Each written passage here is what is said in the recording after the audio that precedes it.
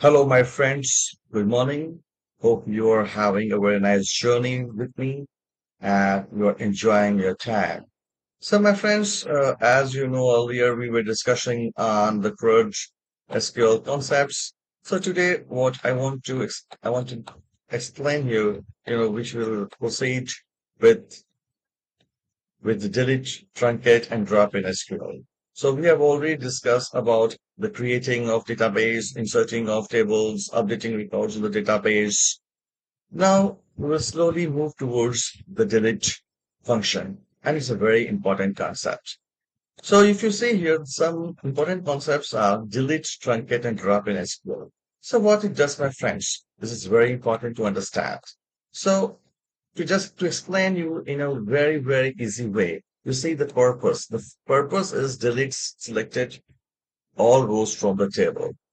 And it's a data manipulation language. It supports a where class. It's the data, yes, but the catch is it doesn't delete the table structure. This is very important. And if we go ahead to truncate, you see this removes all rows from the table.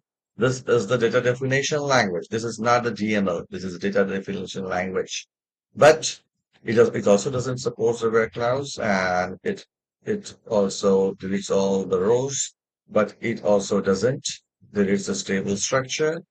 But if we go to the drop statements, you see here we have delete the entire tables from the database, but this is a DDL, data definition language, and this deletes the table structure. So what is the difference here? What we understand here? We let us understand in a very simple concept. If you see here, delete removes all the rows, truncate empties the tables. This empties the tables page by page and it drops the table itself. That means it removes the table, removes the structure. So let us understand by an example. So if I log in into my database and I run this query for you, so this is my query. And if you see here, my friends, if I want to, delete some records from my this table, where I have the primary key is the customer key, where the records between 11011 and 11013. You see here, I want to delete these records. I want to delete some of the records from here, 11011 to 113. Let us see how it goes if I run this, execute this query. So if I execute this delete statement, what it does here, you see three rows affected because I have three records here. Now, when I again run the select statement, I don't see this record. You see 11011 and 11033. The data is gone. So this is how the delete statement goes in SQL. We can always roll back the lost data.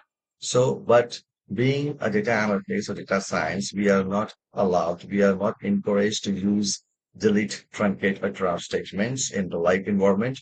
We always need to create the backup table using the as logic.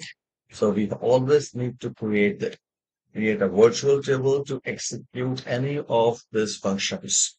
So I hope it is helpful for you, my friends. So please subscribe to my channel and stay tuned with our data science journey. And slowly now we will go to we'll try to learn different concepts in data science. And this is how we have completed our approach logic and how it works in MySQL.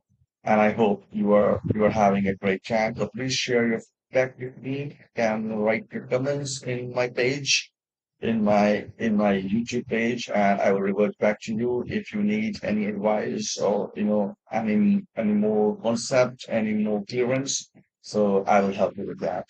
So thanks a lot, my friends. This is completely free channel. This is yours channel. This is a knowledge sharing channel. So you can ask any questions you have and clear your concepts. So stay tuned with me and have a great day ahead. Thank you, my friends.